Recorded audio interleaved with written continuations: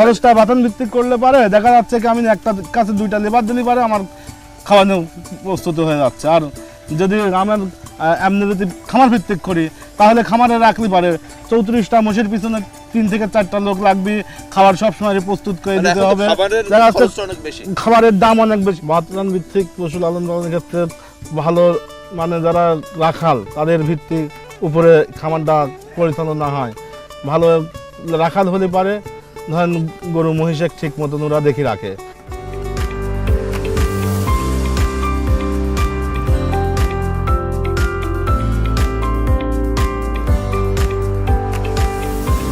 সৌজন্যে বেঙ্গল মিশ্র সার। আবহমান কাল থেকেই আমাদের পশু লালন পালন, সাম্প্রতিক বছরগুলোতে খামার ভিত্তিক গরু মহিষ লালন পালন অনেক জনপ্রিয় হলেও আবারও পদ্মার চরাঞ্চলে বাথান ভিত্তিক গরু মহিষ লালন পালন দিন দিনই জনপ্রিয় হচ্ছে। এর কারণ হিসাবে স্থানীয়রা বলছেন খরচ অনেক কম। আমরা এসেছি পাবনার চর ভগীরথপুরের বিস্তীর্ণ এলাকায়, যেখানে অনেকগুলো বাথান গড়ে উঠেছে। এসব নিয়েই আমাদের আজকের কৃষি প্রযুক্তি অনুষ্ঠান, আর সঙ্গে আছি আমি মনির ইসলাম মিন্টু।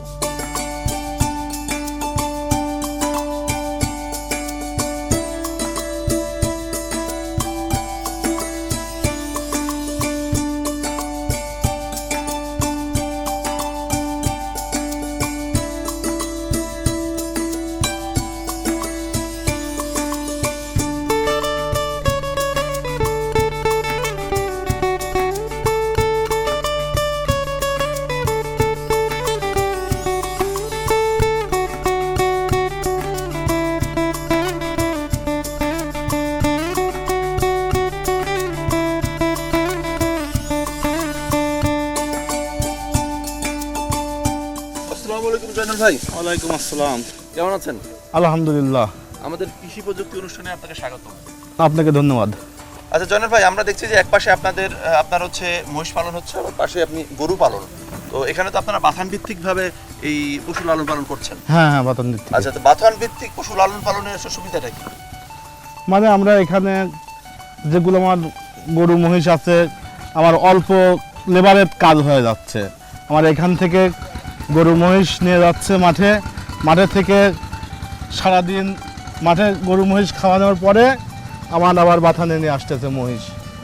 দেখা যাচ্ছে কি আমার অল্প খরচে আমার বেনিফিটটা ভালো আসতেছে। ও আচ্ছা, মানে আপনারা এখানে রাতে থাকছে, আবার সকাল হলে পরে দেখা যাচ্ছে কি পানি চুনে যাই হোক খাওয়ার পরে আবার নিয়ে যাচ্ছে মাঠে চলে যাচ্ছে। হ্যাঁ, মানে চরে তারা চড়ে বেড়াচ্ছে। হ্যাঁ হ্যাঁ, চড়ে বেড়াচ্ছে। তো আপনার এখানে কত মহিষ গরু আছে?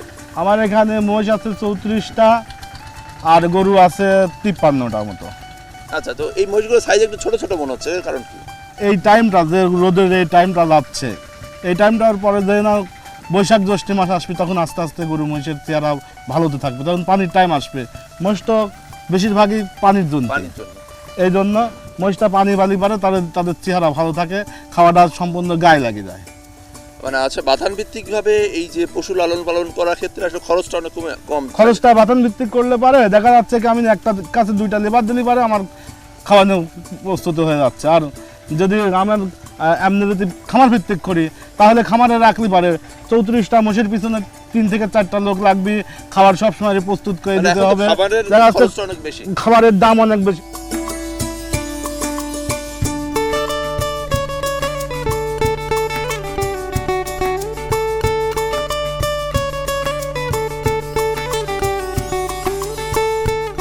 বয়স সর্বনিম্ন 3 মাস 4 মাস, সর্বোচ্চ 5 বছর 6 বছর যেসব গায়ে মহিষ আছে। ও আচ্ছা, আপনারা মোটামুটি ভাবে এখানে হচ্ছে দুধটাকে গুরুত্ব দিয়ে আর কি পশু লালন পালন করছেন নাকি? দুধটাকে মানে মহিষের দুধের একটা চাহিদা বেশি। দুধটা যেমন মানে আমরা দেশি মহিষ হিসাবে 2 থেকে 3 লিটার দুধ পাই, দামে বিক্রি করি, তাতে আমার লেবারের খরচটা উঠে আসে। মহিষের দুধ আমরা পাইকারি ঘোষ নিয়ে যাই 70-80 টাকা লিটার পাইকারি। মানে এটার হচ্ছে দইটা খুব ভালো মনে হয় না? এটা দই ভালো, দই ভালো, মিষ্টি বানানোর জন্য ছানাটা ভালো হয়, এই জন্য মহিষের দুধের চাহিদা একটু বেশি। পশু লালন করার ক্ষেত্রে কোন কোন বিষয়গুলো খেয়াল রাখতে হয়? বাতান ভিত্তিক পশু লালন পালনের ক্ষেত্রে ভালো মানে যারা রাখাল তাদের ভিত্তিক উপরে খামারটা পরিচালনা হয়, ভালো রাখাল হলে পারে ধরেন গরু মহিষে ঠিক মতন ওরা দেখে রাখে, আর যদি খারাপ লোক হয় ওরা মানে ওরা অত একটা দেখে না। এজন্য প্রথমে আগে রাখাল নির্বাচন, জায়গার নির্বাচন, তারপরে জায়গার কোনো এখানে আমার প্রবলেম নেই, রাখালেরই একটু প্রবলেম, কিন্তু রাখালটা ভালো হলে দেখেন ওরা ওদের মতনই কাজ করে, আমি কিন্তু এখানে আসিনি। আচ্ছা আচ্ছা, মানে এখানে আপনার রাখাল রেখে দিয়েছেন, তারা সব পরিচর্যা তারাই করে? পরিচর্যা করে, প্রয়োজন হলে আমাকে ফোন দেয়, একটা মুশির কি একটা গরুর আমার এই প্রবলেম হচ্ছে, আপনি আসেন। আমি আসার পর আমার দেখার মতন দেখি, তারপর আমি ডাক্তারে ফোন দিলে ডাক্তার এসে দেখে। আচ্ছা, এখন তো গরু ছাগলের ভ্যাকসিনেশন করতে হয়, তো আপনাদের মহিষের কি এটা কোনো ভ্যাকসিনেশন দেওয়া লাগে? হ্যাঁ, আমি কিডনি ডোজ দিলাম কয়েকদিন আগে, কিডনি ডোজ দিচ্ছি, কলজা কিডনি ডোজ দিচ্ছি, ক্যালসিয়াম, ভিটামিন। আমি ডাক্তার ডেকে আনি, ওটা আমাদের নিজস্ব টাকাতে কিনা, সরকারিভাবে আমাদের কোনো সহযোগিতা আসে না গরু মহিষের খামারে, ওরা বলে সরকার দেয় না।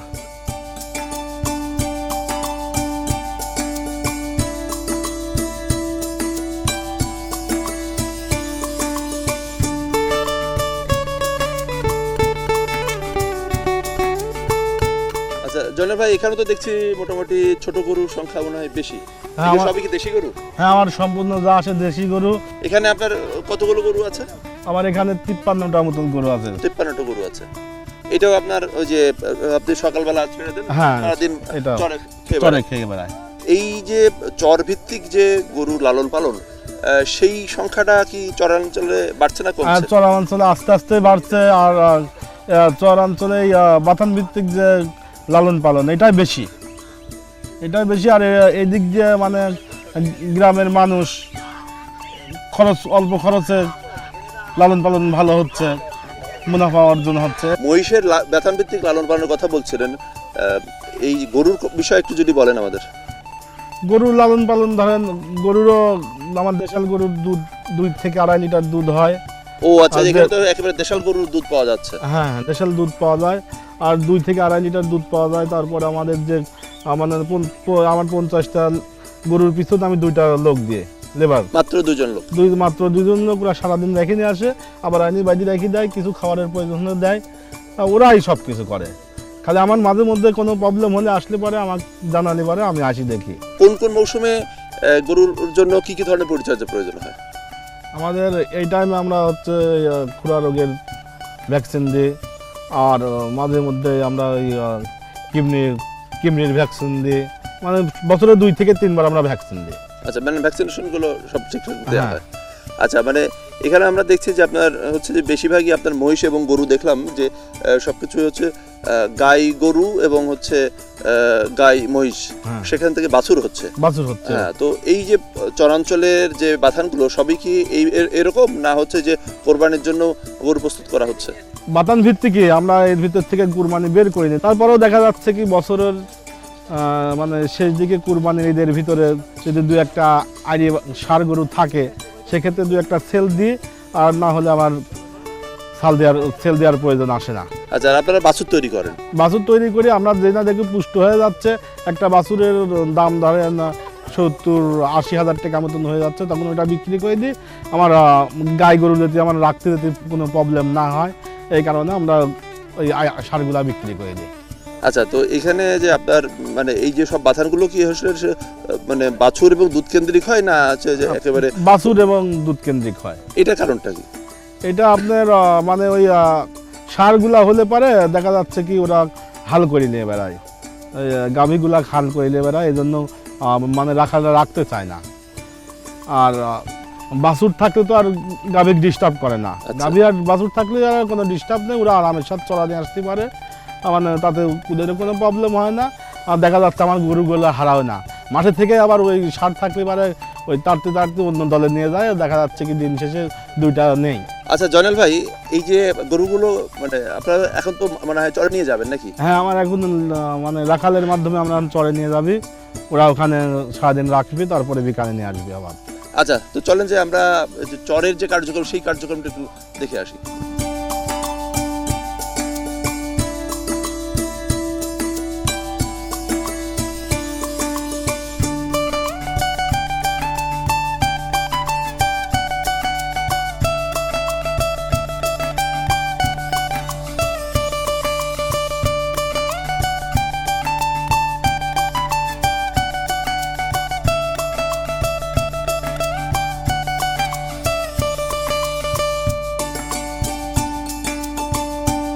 50টা মহিষ থাকে, তার মনে করেন যে 2টা রাখাল আছে।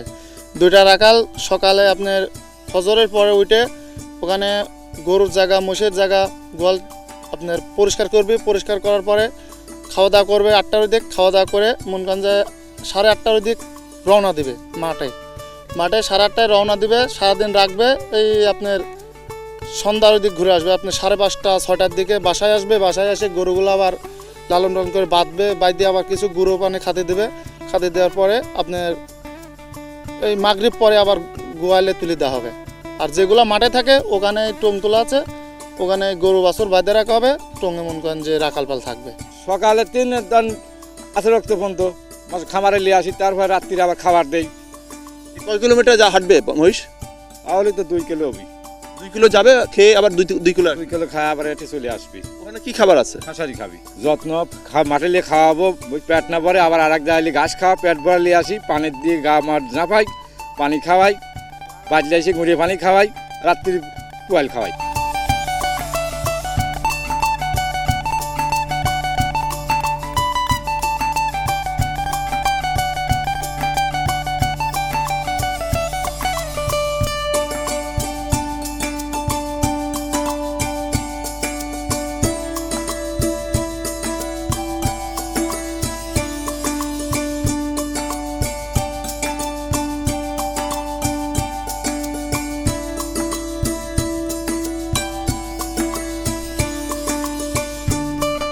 প্রদর্শক অনুষ্ঠানের পর্যায়ে আমরা পাবনা সদরের মির্জাপুর গ্রামের রাকিবুল ইসলাম রূপম আর একজন মিশ্র খামারি, তার সঙ্গে একটু কথা বলতে চাই।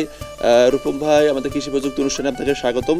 আমরা দেখছি যে আপনার এখানে ছোট ছোট গরু, তো ছোট গরু লালন পালনের আসলে কি সুবিধা? আসলে সামনে তো কোরবানির ঈদ, 25 সাল কোরবানির ঈদ। এলাকা ভেদে অনেক খামারি আছে কিন্তু বড় গরু হাই গরু লালন পালন করে, ঈদের সময় বিক্রি করতে পারে, অনেকে কান্নাকাটি করে। তো আমার সিস্টেমটা হচ্ছে আমি আমার এলাকায় কি গরু চলাইতে পারবো সেই গরু দিয়ে লালন পালন করি এবং হাড্ডিসার গরু কিনি, ফ্রেম আকারে গরু কিনি।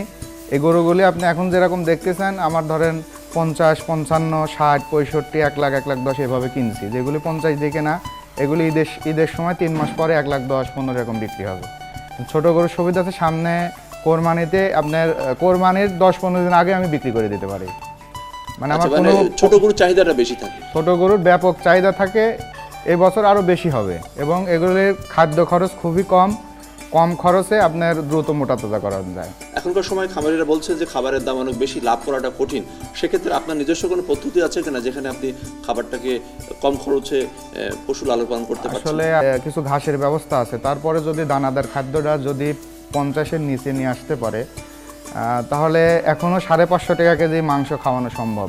কারণ গরুর মোটা তাজাকরণের মূল উৎসই হচ্ছে আপনার দানাদার খাদ্য। যেমন এখনও গমের ভুসি কিন্তু 60 টাকা প্লাস, যদি ওইটা 40-45-এ নিয়ে আসতে পারেন তাহলে অনায়াসে 500-550 টাকা কেজি গোস্ত আবার খাওয়ানো সম্ভব। দেখছি যে আপনার মানে ছোট্ট খামারটা বেশ পরিষ্কার পরিচ্ছন্ন এবং আপনি বলছিলেন যে আপনার এই ছোট খামারের মধ্যে গরু ছাড়াও আপনার আরও কিছু প্রকল্প আছে, একটু ঘুরে দেখেন যদি। আমার ধরেন ফার্মে মুরগি ছিল, ওটা আপনার ডিম শেষ হয়ে গেছে, আবার নতুন করে উঠাচ্ছি। পাশাপাশি ধরেন নিজস্ব আপনার পুকুর আছে।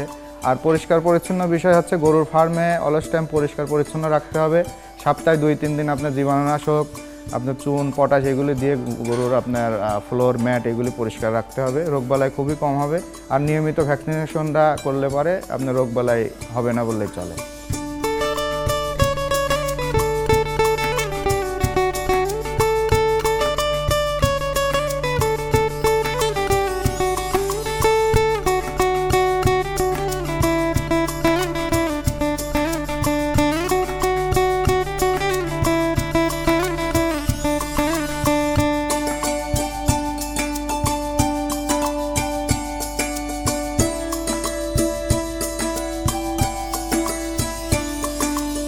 কোরবানিকে সামনে রেখে আপনারা কি ধরনের প্রস্তুতি নেন প্রতি বছর?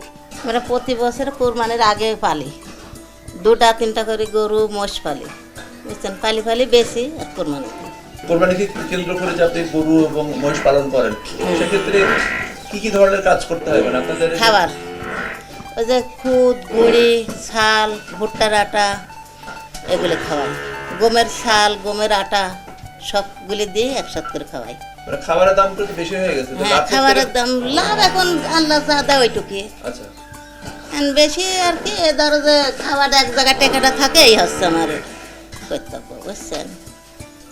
টাকাটা দেওয়া আছে ধরা থাকে ব্যাংকের মতো নেই। এই মহিষটা কত বছর ধরে লালন পালন করছে? এই মহিষ পালন করে আমরা হচ্ছে 3 মাসেরই 3 মাস। 3 মাস পালন করি, আর আগে পুষেছি 1.5 বছর করে। আচ্ছা, এবার এটি হচ্ছে 3 মাস, এটি হচ্ছে 2.5 মাস। তাহলে মানে কোরবানির আগে এগুলো বিক্রি করবেন? হ্যাঁ এই রোজাতেই বিক্রি করবো, রোজাতে? রোজাতে বিক্রি করবো।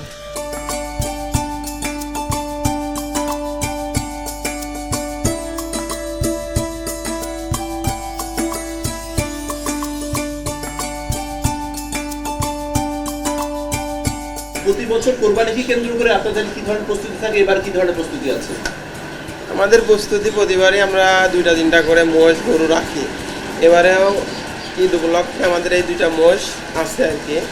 দেখা যাক আল্লাহ কি করে, মোটা তাজাকরণ করতেছি। এখন মোটা তাজাকরণ করার ক্ষেত্রে কি ধরনের ওষুধ ব্যবহার করা? না না, আমাদের কোনো ওষুধ ব্যবহার হয় না, শুধুই নিজেরাই যে গুঁড়া, খের, ছাল এগুলাই, ভুসি এগুলাই, তাছাড়া এমনি কোনো ফিড জাতীয় বা ওষুধ মষুধ এগুলো আমরা ইউজ করি না।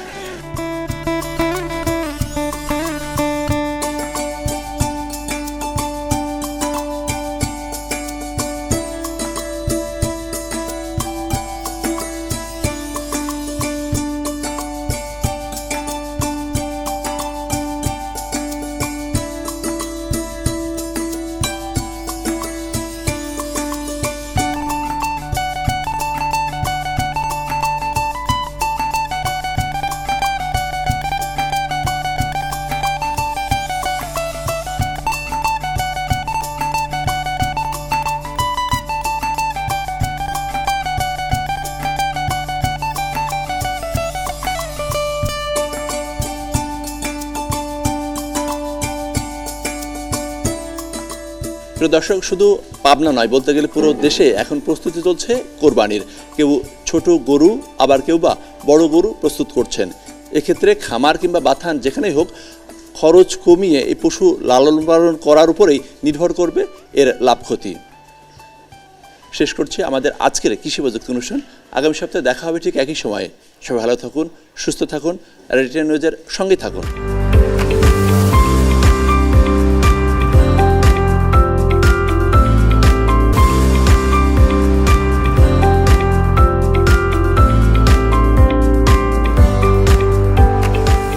সৌজন্যে বেঙ্গল মিশ্র সার।